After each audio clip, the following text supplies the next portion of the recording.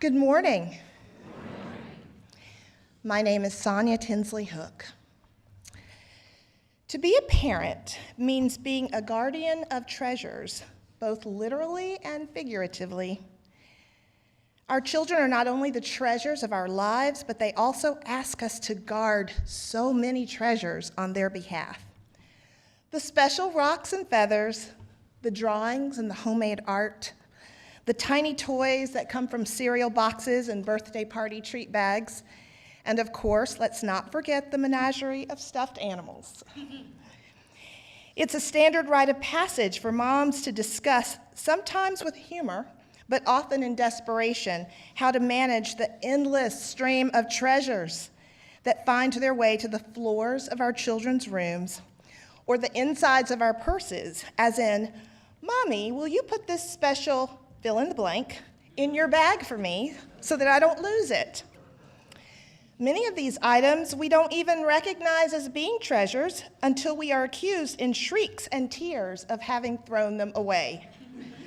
"Mom, that was the perfect rock or box or sticker, and I will never find a rock, box, sticker like that one ever again." Or, "I was going to use that to make something." As my own daughter and treasure, Sophia, leaves elementary school and prepares to enter middle school in just 2 weeks, eek! I must face the truth that my challenge is no longer simply managing all the treasures that she brings into our home, or even getting her to get rid of some of them to make room for new ones. My challenge has become letting go of the treasures that no longer matter to Sophia. Now, I am the one who wants to save the favorite dolls that she no longer plays with. Yeah, or the early writings full of charmingly misspelled words that she now finds slightly embarrassing. Or the books that used to be her favorites. Sophia is working relentlessly this summer to make her room look more like a room that is befitting of a rising sixth grader. Grown up, but not too grown up. Because as she said to me last week, "Because I'm still a kid, you know, Mom." Sophia is confident in her decisions about what can now be dropped off at the Goodwill or given away to a delighted younger neighbor. Now I am the one who says, "You're getting rid of your collection of old iPhone cases?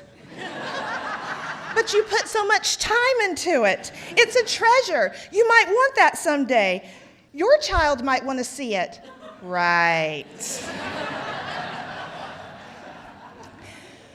I know many parents come to this same stage and that I'm not unique in wanting to hold on to many of my child's once treasured possessions.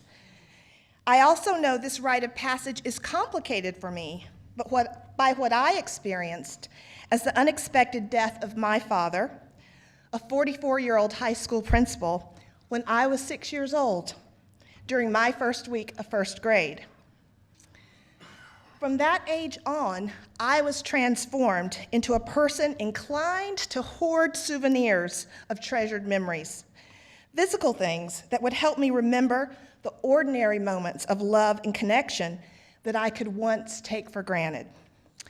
Real things that I knew my adoring and adored father had actually touched or used or given to me. Proof that our short time together on earth really happened and was not just a very pleasant dream from which I was forced to wake up from all too soon. My challenge now is not to turn my daughter's childhood treasure box into unwanted baggage that she has to cart around for the rest of her life because of my own early losses.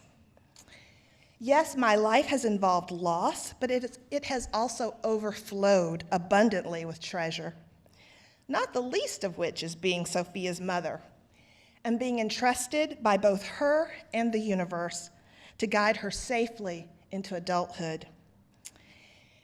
In my search for wisdom about dealing with loss, I stumbled upon an essay about the Hindu god Lord Shiva, one of the 3 most important gods, in the Hindu pantheon.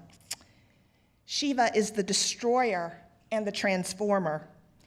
And as this essay states, even though he is the destroyer, he has many things to do to keep the worlds going. And I quote, "His first and foremost task is to destroy many things in order to ensure the order of the universe. Shiva's destruction is not negative. It is a positive, nourishing, and constructive destruction that builds and transforms life and energy for the welfare of the world and the beings that inhabit it. He destroys in order to renew and regenerate. His destruction is the destruction of an artist or a surgeon or a cook. Through destruction, he facilitates the smooth transitions of things and events from one stage to another. He destroys our imperfections in order to ensure our spiritual progress. He destroys our old memories so that we can move on with the movement of time."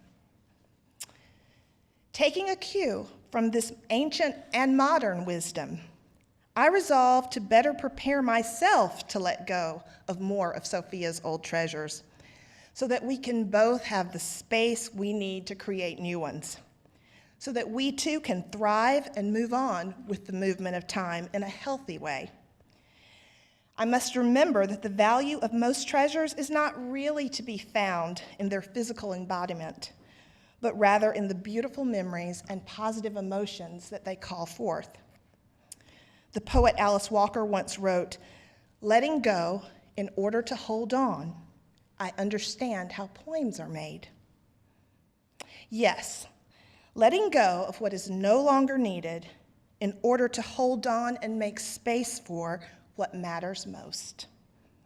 May this be so for all of us.